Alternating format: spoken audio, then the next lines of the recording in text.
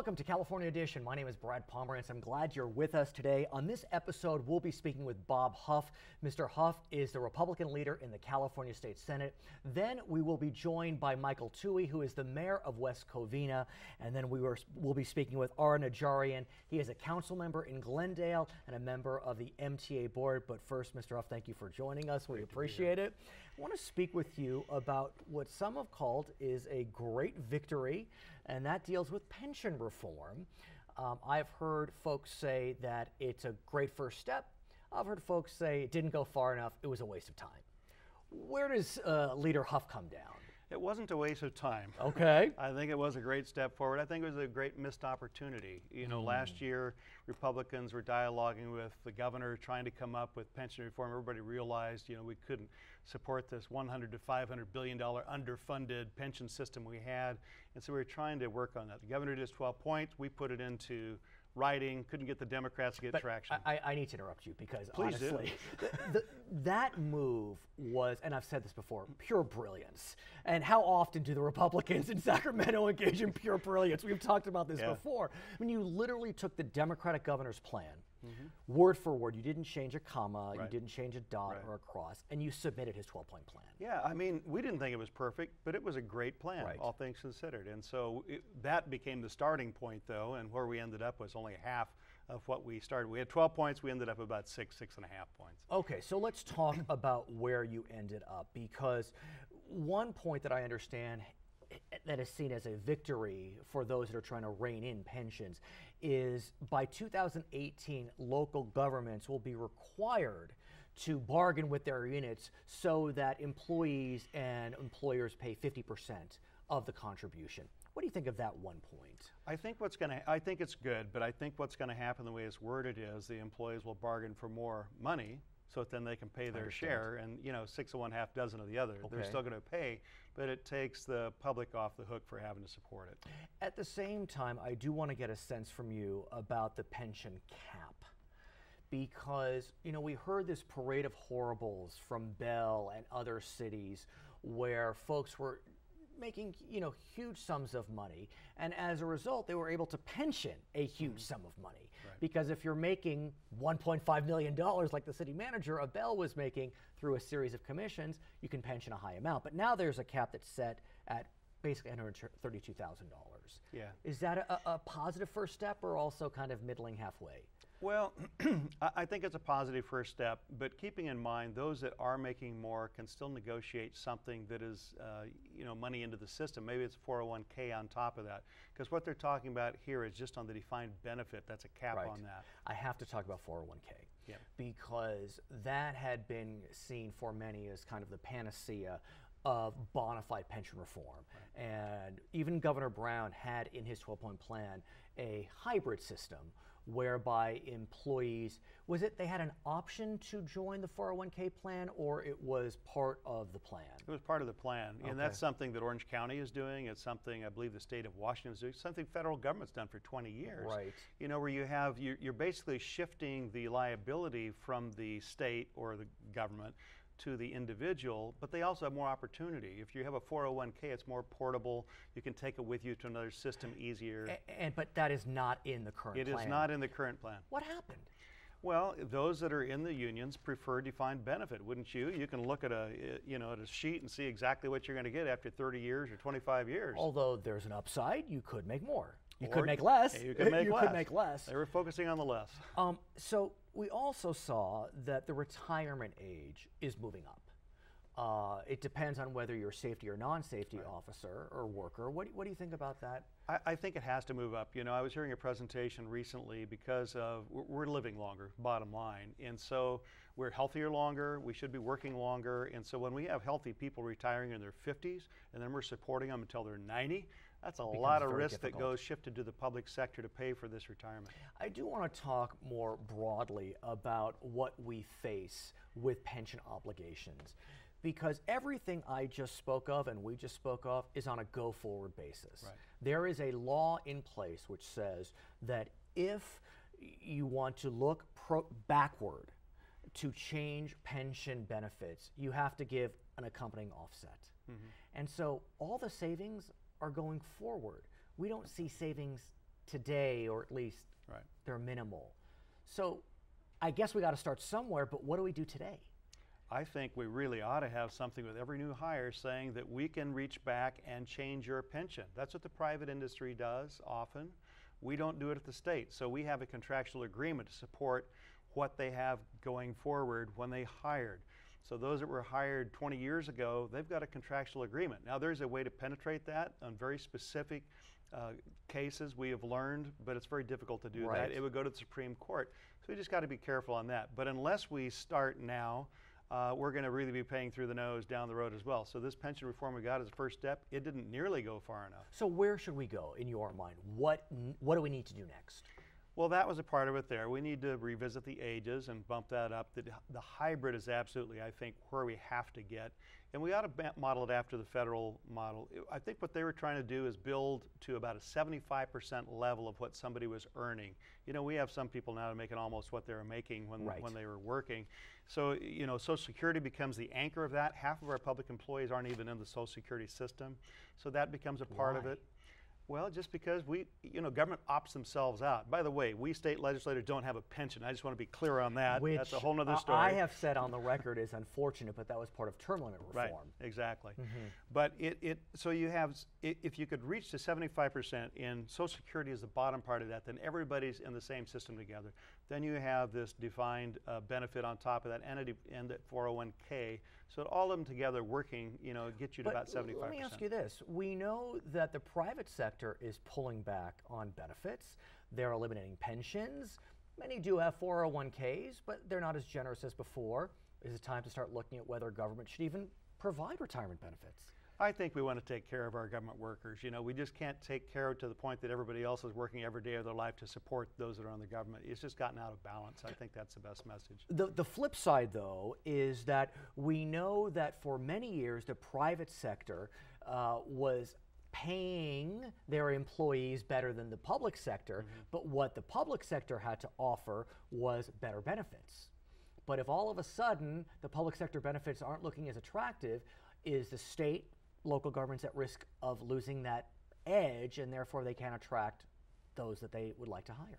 Listen, there are going to be people, there will never be a want of people to get government jobs, unless it just becomes a pendulum swings so far back the other direction. I'm not talking about, and I'm not disparaging at all, the lower or mid-level jobs. I'm talking about, the cream of the crop jobs, where you really do need, well-educated folks that could go elsewhere into the private sector. I mean, well, that is possible. I mean, when you look at the UCs, and they have a separate system, but when you look at them, you start cutting them back. If you're getting medical doctors, you're getting research physicists, you're getting top caliber people. You got to be real careful about capping their pension and making them non-competitive so that they don't want to leave private sector, or it's more lucrative out there for them. At the same time, we know that there have been at least 2 cities, if not more, that have had to file bankruptcy because what they have said, partially as a result of the weight of pension obligations. San Bernardino, do you represent a portion of San Bernardino? I have Chino Hills in San Bernardino County. Chino, but not the city. Not the city, right. Amen to that. Yeah. Stockton. Will this reform help cities like that? I think it helps cities on the national. I was talking to just someone, a mayor of a city recently, that they were in negotiations with the union, and already this has given them leverage to ratchet it down because they couldn't get off the 3% for public safety. Okay. And so it does provide some umbrella coverage for cities. So it is helpful from that standpoint. Interestingly, you mentioned Stockton, because when they reorganized, they didn't touch their pensions. And so now there's a lawsuit by the people, the bondholders that are actually insuring the city's bonds, that are saying, hey, wait a second, you got to go back and revisit this because they're not getting their fair share reduction. Okay, his name is Bob Huff. He is the Republican leader in the California State Senate. When we come back, we'll be speaking with Michael Touhey.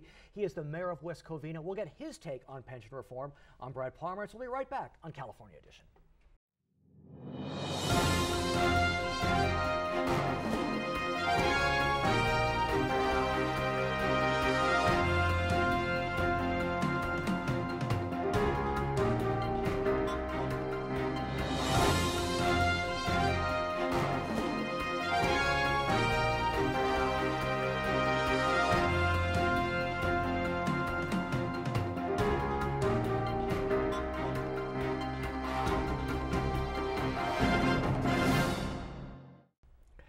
Welcome back to California Edition. I'm Brad Pomerance. Glad you're still with us. Our guest, Michael Touhey, he is mayor of West Covina. And sir, I want to speak with you about challenges that are being faced by cities throughout the state of California. As you know, we have seen 3 cities file for bankruptcy. We've seen Mammoth Lakes, we've seen Stockton, and not far from West Covina, we have seen San Bernardino. What do you make of this recent wave of municipal bankruptcies?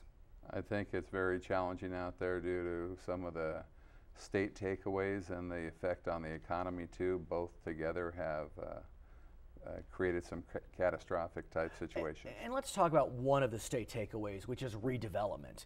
As we know, Governor Brown was a big booster of its elimination. The legislature passed, the California Supreme Court upheld the elimination.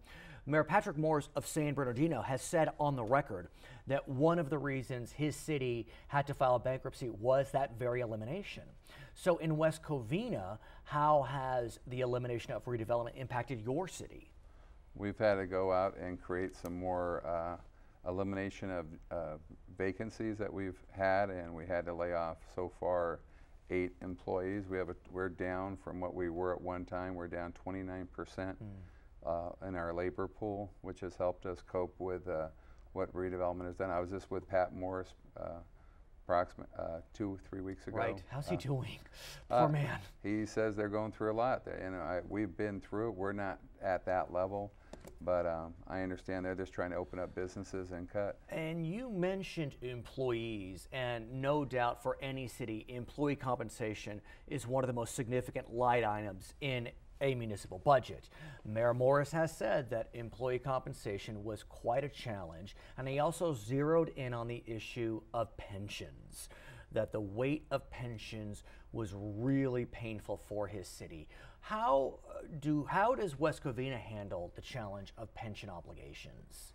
We've also been challenged, and we worked with our employee groups, and we have agreements with all of our employee groups where they all pay their portion of PERS, whether public safety or our general employees. So the public safety pay their 9%, our general employee pays their 8%. We have some pension reforms we've done on retiree medical. We've capped it. Well, it's interesting you mentioned these reforms because, as you know, the California legislature recently passed reforms.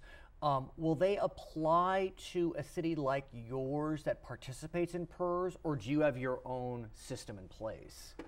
We currently have contracts with our employees, so when those contracts expire, which most of our contracts are 2 years, the state of California's new policies for public employees will take precedence over anything else. So let's talk about those reforms. Some have argued that they were groundbreaking, much needed. Others have argued they didn't go far enough.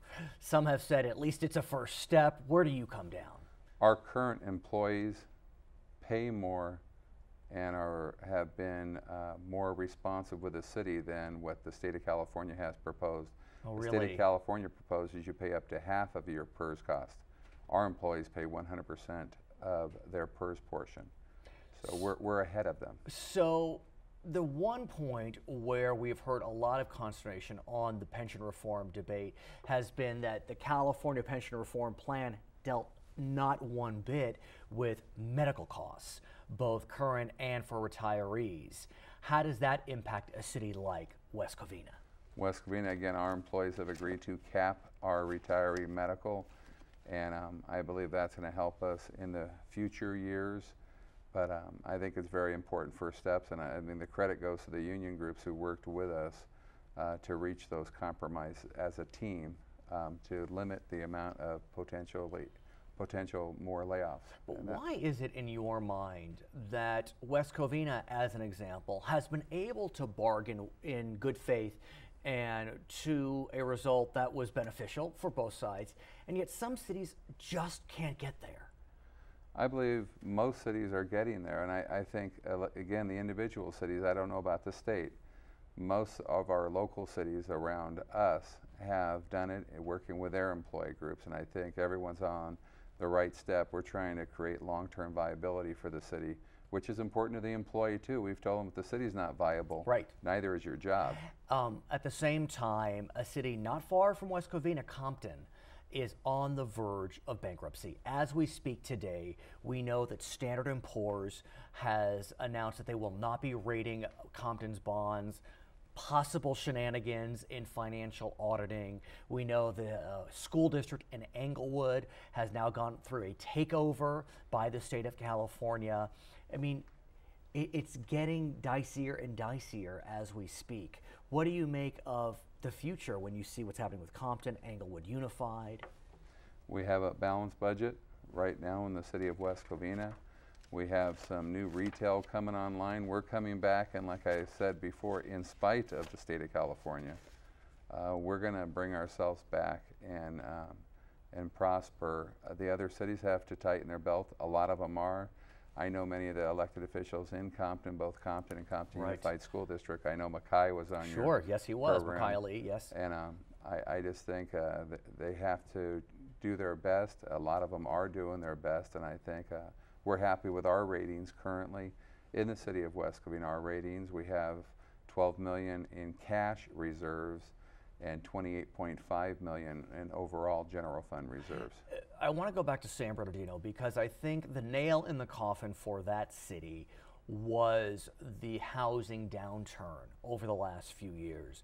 The Inland Empire just got murdered in the downturn. The foreclosure rate in that city has skyrocketed. The San Gabriel Valley is not far from San Bernardino County, Riverside County, and there have been challenges in these communities as well. How is your community, how is the surrounding area doing as it relates to the foreclosure crisis, the housing downturn? I think we've hit bottom for the most part on that. It's leveling now. I'm not sure if we're going to see drastic increases over the next years that we've seen in the past, but I believe we're bottoming out, and the banks are doing foreclosures or workouts with the people that are in the home. So I think that will stabilize the market. Even in West Covina, when that happens, the average home is on the books for $210,000. So it's very unfortunate someone may go through a foreclosure, but irregardless, from a property tax standpoint, no matter what, the properties are selling for more money than we have them on the books for a lot of the homes. So you've seen some rebound in housing prices in West Covina and otherwise? Not only some housing rebound, but also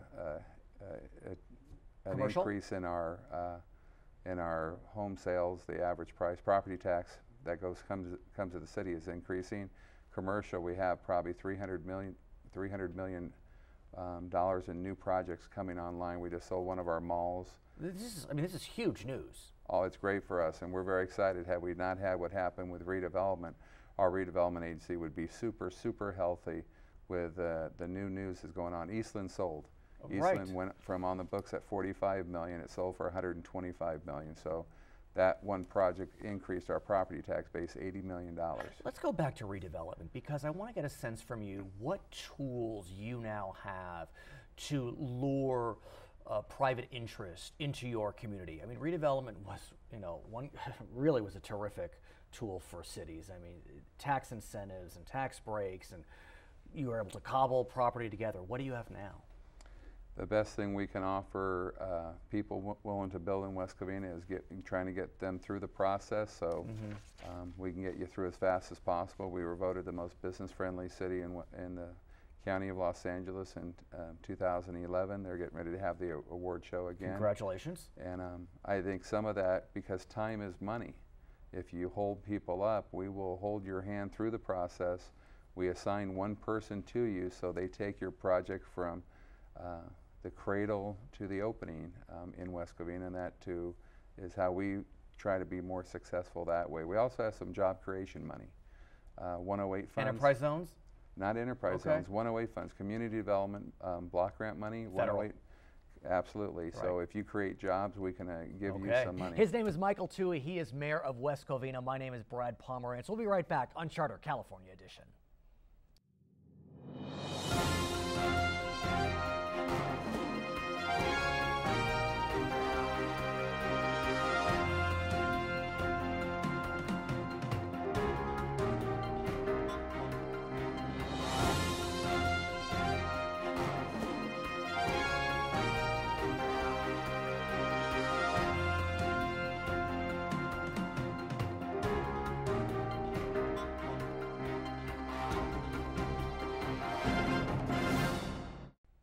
Welcome back to California Edition. I'm Brad Pomerance. Glad you're with us. Our guest, Ara Narajian, he is a council member in Glendale, also a board member of the MTA. What is the MTA? The MTA is a local planning agency for all of Los Angeles County, from the very top Antelope Valley all the way down to the Orange County line, to east and west to the ocean. And when I think about LA County, it has 10 million people in it, bigger than 43 states. So it's a very significant agency, especially given the fact that it's an agency that has had to fight with this kind of car culture that we have grown up with in Los Angeles. We fight with the car culture all the time. Our goal is to try and get people as much as they can off of the vehicles, off of the single occupant transit vehicle, the car, and onto other modes of transit, light rail, commuter rail, transit buses. And believe it or not, Brad, LA is quietly becoming one of the great transit cities in the country. Really? I mean, it's let it strange to hear be. that. Let it be. I'd be thrilled if that happened. I've lived in New York. I lived in Washington, D.C. I very much enjoy public transportation. I'd like to take it. You know, it's frustrating for some is as much as I want to get into that HOV lane, it's hard because we're traveling to so many different places. It's not easy to be able to get another person in the car. You know, we don't live near each other. We're so spread out.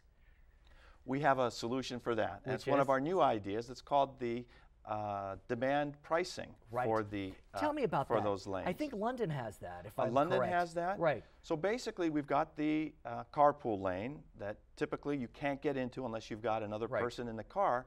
But what we've done now is if you really want to get in that lane, you can pay for the opportunity to do so. And the charge that you pay will be increased depending on how much traffic there is on there. On off hours, the price goes down. On peak hours, the price goes up. Will we have a fast pass like we have in Orange County? You'll have a fast pass and a transponder and a receiver. So when is this happening? It's happening right now. We're building it out. In fact, we've sold close to 10,000 of the fast passes. So people are subscribing to them. We can do it right now. We can do it right now. How? Tell me. I'm sure our viewers want to know. The 10 freeway, go to metro.net. Oh, I had no idea. Metro.net is our website, and you can sign up and get your transponder. And on those days when you absolutely positively have to get on that freeway and be at work on time or be there for your appointment, you can jump over to the carpool lane without guilt, without fear of getting a ticket. What's the price? Do you know offhand? It ranges anywhere from $1 and possibly up to over $5. So it's per use. You're not buying a monthly pass, for example. No, it's per use. It's like a debit card. You've got your debit card, and depending on the volume, we want to maintain the flow of that carpool lane. So obviously, very innovative. It's a very innovative solution. It is. We didn't come up with it, but we're copying it from other great cities. It's all good. I have a Prius, and I had hoped when I got my first Prius that I could get one of those stickers for electric vehicle or hybrid vehicles, but that program has vanished. Am I right? They are not issuing any more of those stickers. And that's a state program. State program. Could Metro do that on its own? I don't think Metro could do that on its own. Because these are state highways. Yeah, it's a state control. We could charge for access, but we can't give you that pass. I do want to ask you about Measure J. As you know, in 2008, I believe, the voters passed a very significant transportation. It's a sales tax increase that goes out for 30 years. Is that right, sir? That is correct. And interestingly, this November will be on the ballot an extension of that transportation tax, even though we're only 4 years into the 30 years. Why is that necessary in your eyes, sir? Well, Measure R gave us approximately $33 billion of revenue during its projected 30-year lifespan, and we've done great things with that money. We've really put it into all sorts of transit projects that make the whole region that much more mobile. Right. The idea now is let's just extend that tax another 30 years. It's the half-cent sales tax. Another 30 years, which will give us, again, approximately $30 to $40 billion of money. But is the goal to be able to bond against it? Because, I mean, I'm just a novice in this. I don't why would you need to do it 4 years into the 30-year cycle? The idea is that currently construction prices are so low, and unemployment is so high, right, that this is really the opportune time to advance all that money and try and get as many of these projects completed as we can. So that is the goal, to bond against it. That is, yes. Since we know that it will be on the books for 60 years. Absolutely. We can, so okay. The challenge though for the proponents of Measure J is that simultaneously on the November ballot, we see Prop 30, the governor's tax initiative, which increases sales tax by ½ cent. 38 does not address sales tax, but even though it's an extension of a tax in 30 years, it's a tax, and we have the Amazon tax that's kicked in, right. So it becomes challenging. Selling a tax at any time is a difficult idea.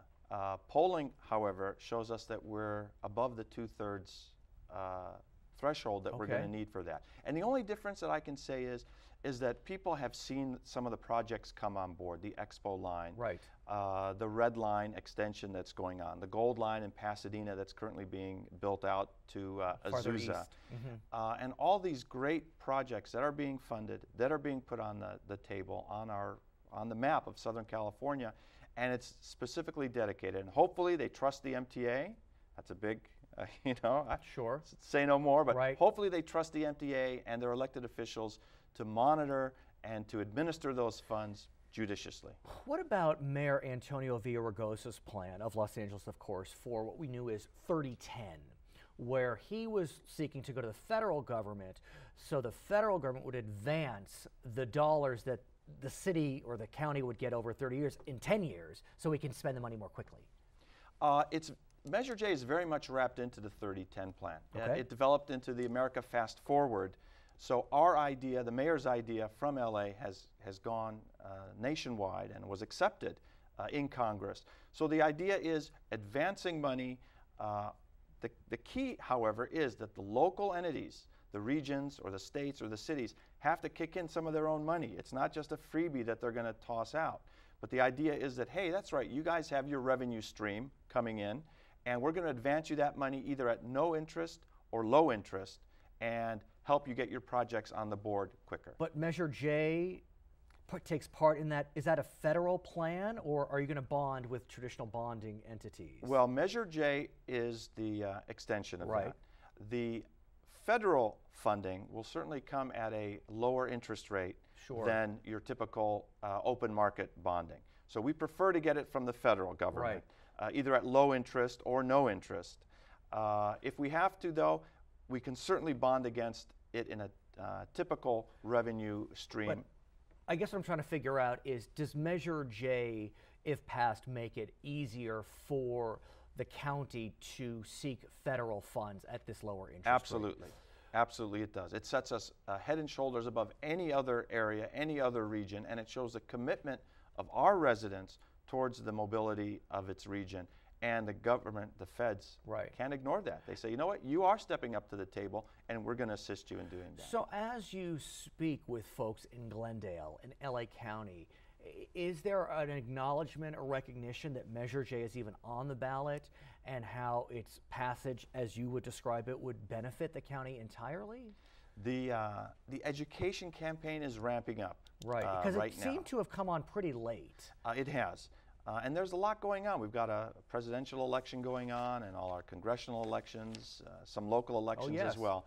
But this is something that is very highly supported by almost every chamber of commerce, by almost every environmental league, the Sierra Club. Is tough. I mean, 2/3 is tough to meet. It's going to have to be a large buy-in. Right. And we're hoping that we can get that so we can really, as a county-wide system, make transportation better. Now, in your backyard, you might not get that subway station that you want or that light rail line that you want. But as a county, we're going to be doing so much better if Measure J passes. Okay, his name is Ara Narajian. He is with the Glendale City Council, also a member of the MTA board. My name is Brad Pomerance. We thank you so much for watching Charter California Edition.